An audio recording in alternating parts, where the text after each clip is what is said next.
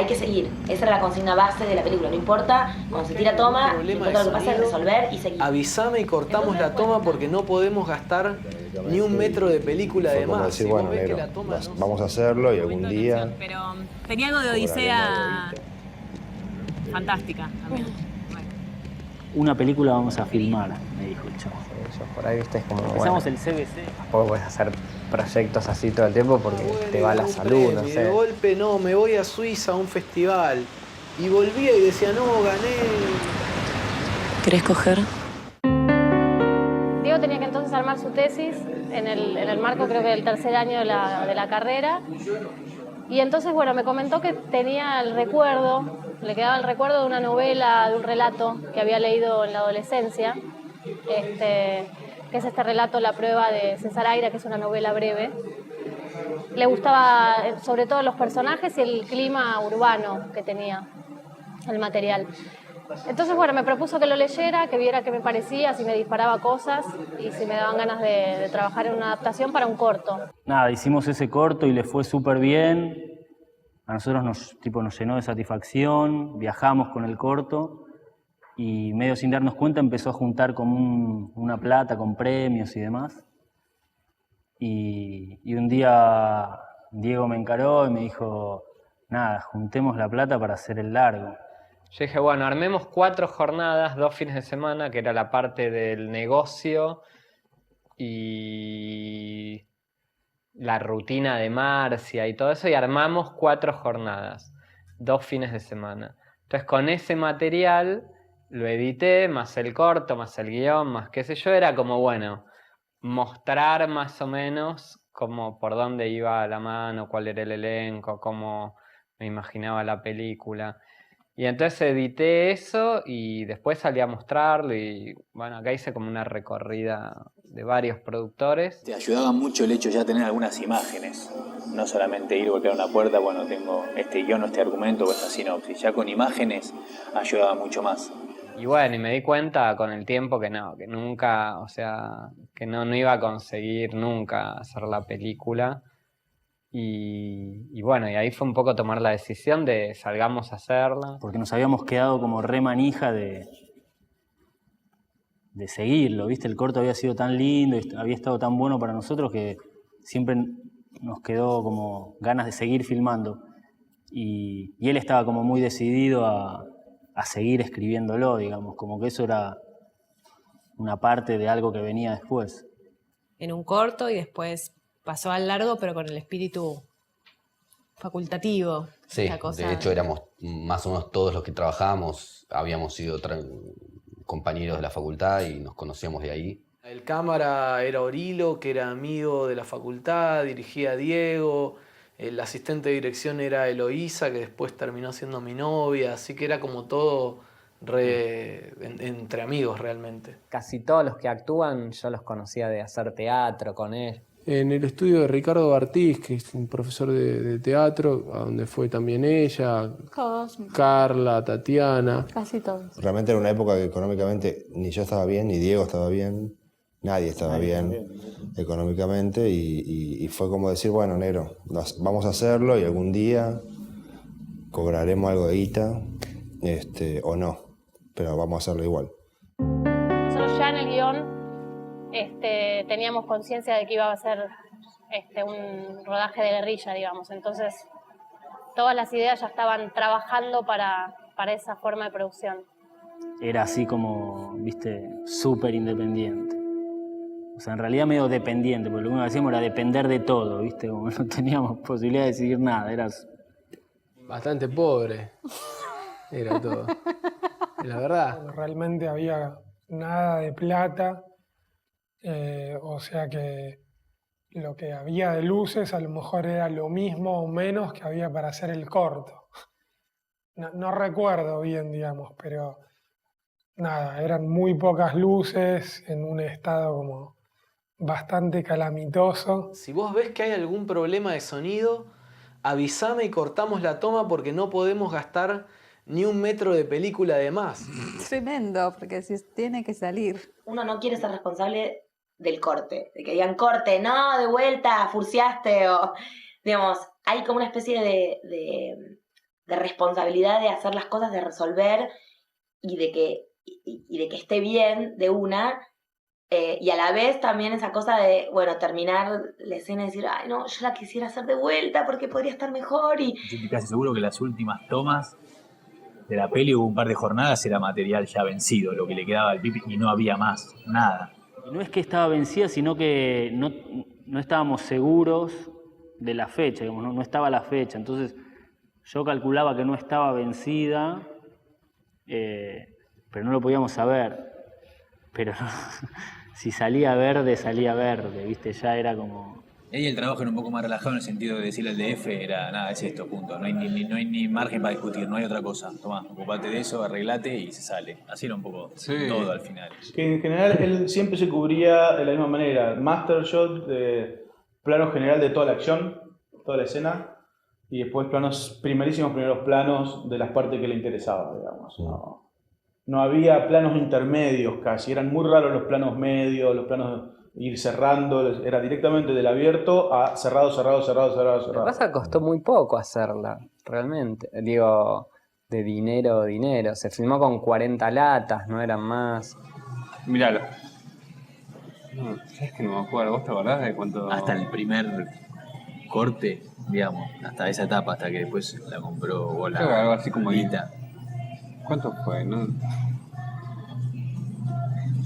Mira, 15 no habrá sido. No, creo que fueron con 10.000 pesos, algo así. Costó muy poco, pero a la vez era como todo a riesgo.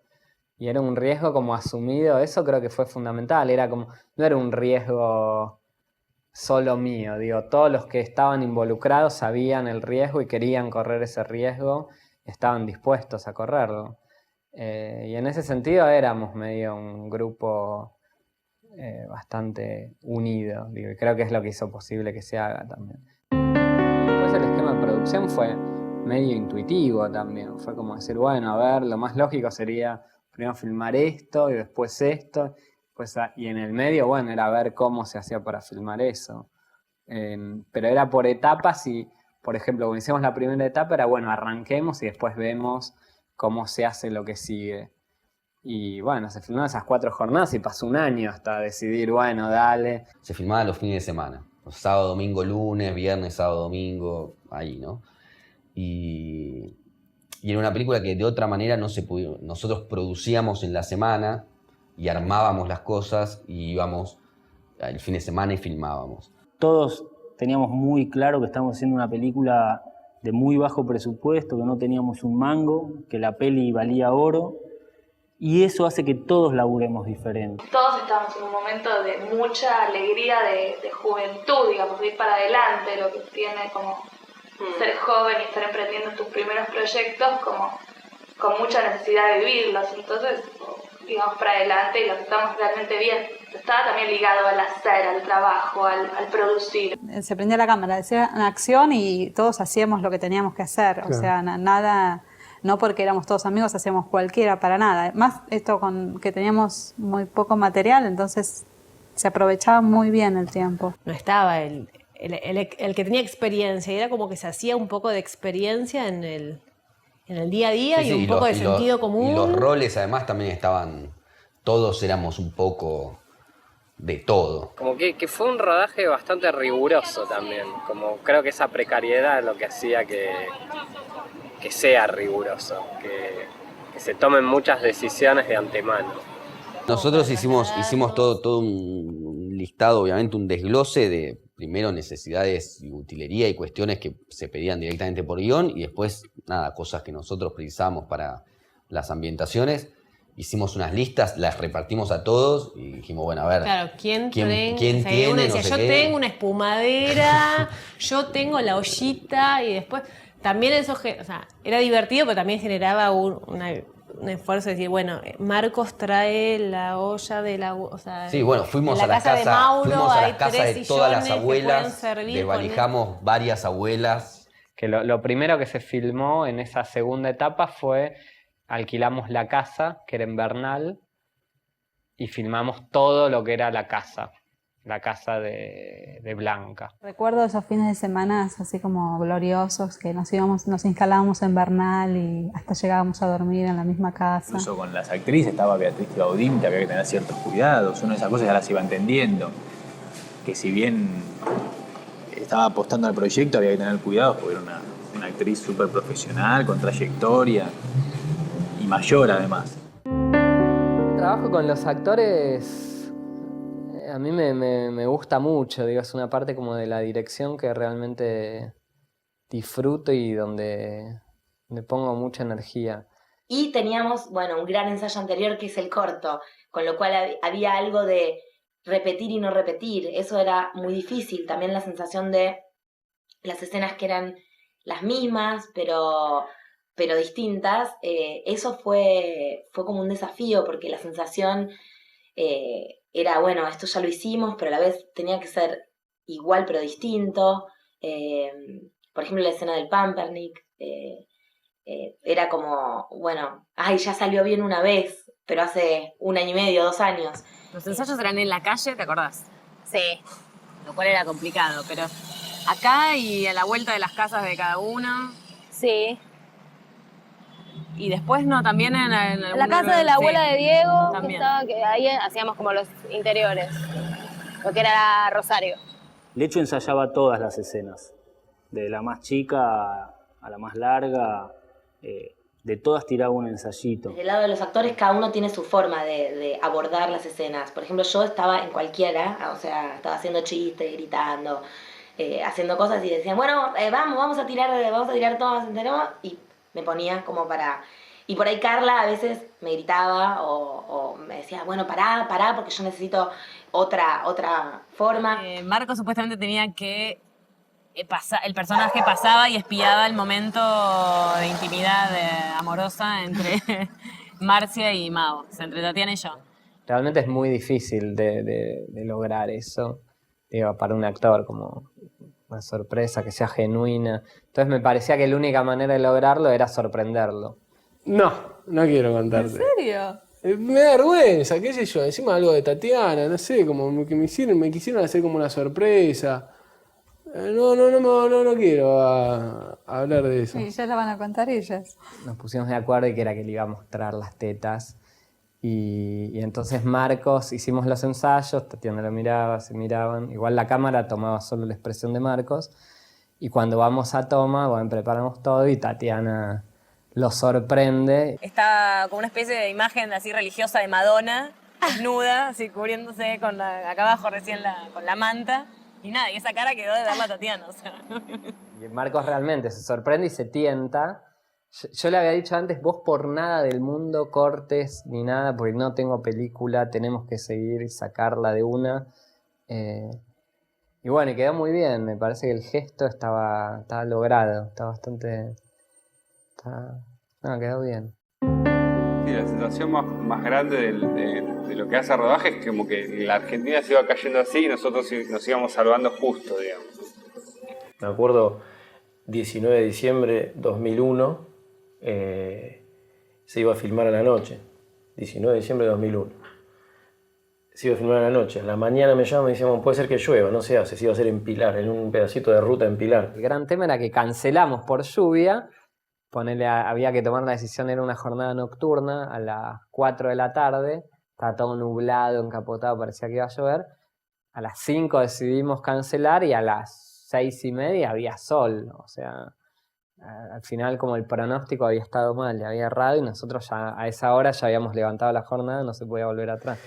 Y esa noche en Pilar, no sé si en esa ruta, pero fue el levantamiento previo a la ida de la Rúa. Y hablamos, no sé, a las 8 o 9 de la noche y había habido en ese lugar como saqueos, habíamos zafado de una medio heavy, porque había habido tiros, agarradas, era una época tremenda, ¿no? Y habían saqueado un par de fábricas. El gran golpe para la película es que es 2001 y se venía abajo el país. Y nosotros estábamos tratando de terminar una película que estamos haciendo con 0 dinero. Que la gente y la ciudad con respecto al cine cambió. Ibas en el verano vas al microcentro un fin de semana y te cruzás con 3 filmaciones. Y antes no era así. En ese momento, a diferencia de lo que es ahora, uno podía hablar con determinadas personas por locaciones y existía ese romanticismo con el cine de querer ayudar y participar y que realmente es a pulmón y que no había dinero y canje con empresas y todo era de esa manera. Bueno, sí, buenísimo, vengan a casa, tengo un lugar que se puede filmar y esta cosa de aparecer en el cine, en la pantalla grande, tenía esta cosa por ahí más naif o romántica de la misma gente que podía participar desde afuera. Ahora todos quieren billete. Simbólico lo que estoy contando, pero era que no sé, había que filmar un plano de detalle de un teléfono y había atrás 30 personas. ¿De dónde salen estas 30 personas si no le estamos pagando? No estamos haciendo nada. Y era así. Me acuerdo de que Diego se juntó con Lita Estante que dijo, Lita, entra, vamos al Bafisi. Y fue como, ¿cómo? ¡Wow! ¿Viste? Fue como... Fue la alegría y la desesperación a la vez, ¿no? ¿Cómo? O sea, al Bafisi, buenísimo. ¿Y cómo buenísimo. llegamos? Y llegamos, eso era el tema. ¿No? Bafisi condicionó, como a muchas otras películas, me parece acá, del nuevo cine argentino, las ayudó mucho, pero a la vez, muchas veces en el cronograma de la película, llegar al festival implica ciertas corridas, ¿viste? El festival no mueve la proyección y vos entonces tenés que llegar con la copia lista a esa proyección. Tan de repente, lejos de la excepción, fue como el paradigma de eso, había que llegar a como dé lugar porque de alguna manera la película era posible determinarse porque se podía mostrar en Bafisi. Me dice, no, ya alquilamos una moviola para que hagas todo eso de reponer los planos en la moviola de 16 milímetros. Buenísimo, ¿cuándo empezás? No, empezás mañana viernes. Bueno, fantástico. ¿Y cuándo tengo? No, un día te alquilamos la moviola. Así que, ¿qué? Me están cargando, no se puede hacer. O sea, usaron una moviola alguna vez, o sea, no se puede hacer esto en un día. En definitiva lo hicimos en 3 días, pero entraron 4 personas más en 3 moviolas. Y teníamos que mezclar toda la película en una semana. 5 días para toda la película, cuando normalmente son 3 semanas, ¿no? Para una película normal acá. Yo pensaba que capaz que no llega, capaz que es para el año que viene. El trabajar a doble turno lo que hacía era que eran 24 horas de decisiones. Entonces yo directamente ya la última semana tenía un catrecito en un coso y bueno, me tiraba unas horas y volvía. Se va a registrar y ya existía el nombre de la prueba. Y el Bafisi cerraba un viernes, teníamos que tener el nombre, registrarla con nombre a la película y no tenía el nombre. Había un listado, Diego andaba con un listado que nosotros íbamos opinando, le iba preguntando a todo el mundo y nosotros cada uno iba opinando sobre qué quería. Opcionales que eran algunos absurdos, algunos muy cómicos. Yo me acuerdo que yo votaba por Mónica con K, como la canción en el supuesto finlandés, tango finlandés que aparece ahí en la película. A mí lo que me gustó del título de Tan de Repente surgió, pues lo dice mi abuela en la película. ¿Vos la viste ayer a la mañana? Sí, ayer la vi lavando la vereda. Y todavía le dije, ¿cómo estás? Muy bien, me dijo. Y por eso estoy así tan mal, porque fue tan de repente. Varias cosas también de la película se fueron dando por necesidad y era bueno aceptar que era una materia en movimiento la película y creo que le fue mucho mejor ese título que la prueba. Yo me acuerdo del 26 de abril porque es el día que se estrenó nació mi primer hijo, por eso. Por eso me acuerdo exacta la fecha, que a la mañana nació y a la noche que lo estrenaban dije, bueno, está todo bien, me voy. Y me fui a ver el estreno, pero por eso me acuerdo. Se proyectó el último día de la competencia, era un viernes, la función de prensa era a la mañana y la película salió del laboratorio el jueves, ya viernes a la madrugada. Yo la llevé, la tenía así. Hay algo que Carrier dice todo el misterio del cine es cómo pasar de esto, señalando un guión, a esto, unas latas. La sensación antes de la proyección fue fantástica. Había una cosa así como... Porque además estaba toda la gente que había laburado, estaba full. Ver a todas nuestras familias, todo lo que nos habían dado un poco de guita, empanada, lo que mierda nos habían dado, estaban ahí viendo la peli y era como, viste, como cagar un piano, viste, era como sacarse todo ese peso que veníamos trayendo y un flash. Mucha excitación. Mucha. Mucho aplauso en cualquier momento. Y además como que no había pasado tanto tiempo después del rodaje, o sea, del fin de rodaje. Entonces estábamos todos muy a flor de piel con... Sí, mucho... ¡Ay, qué emoción! Y como... Después fue otra sensación al terminar, ¿no? Que fue tan bien recibida y hubo ovación y todo, pero en el momento así. No, estuvo buenísimo. Realmente fue increíble haber llegado. Terminamos a la noche tardísimo festejando la madrugada y me fui a dormir y a las 10 de la mañana me despiertan, estaba muy dormido de que habíamos ganado premios y bueno, y a partir de ahí fue como un día de gloria.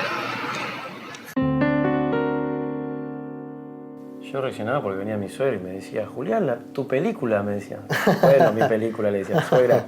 No, sí, está bien, trabajé y le puse mucho. Digo, no, pero bueno, y a los pocos meses Diego viene Santos Biasati diciendo, Diego Lerman ganó la beca de la Cine Foundation. Y yo no lo podía creer, porque era viste, existe Diego Lerman. Yo era compañero de la facultad de él y de golpe en Bafisi, bueno, y ganó un premio, y de golpe no, me voy a Suiza a un festival. Y volvía y decía, no, gané Leopardo de Plata. Y así, viste, otro día vuelve que había estado en Japón y me trajo una remera con tan de repente en japonés y un librito que explicaba lo que era el mate en japonés porque en la película tomaban mate.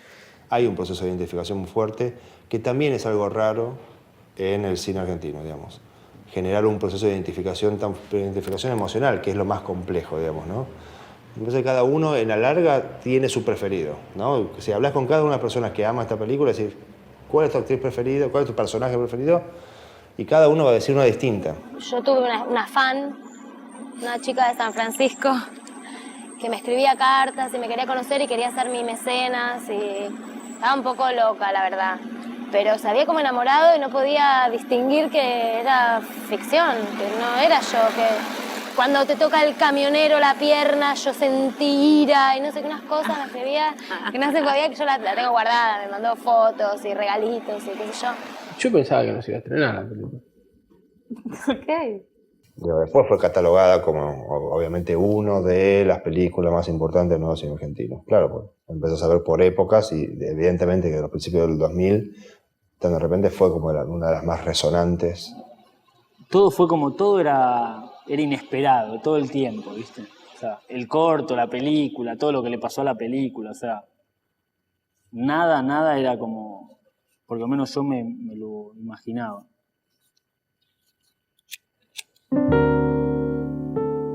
Todos teníamos ganas de estar en ese momento, en ese lugar. Y eso es algo que, digo, después filmando otras cosas, no sé si pasa. Yo creo que si lo hubiese visto, me hubiese gustado hacerlo.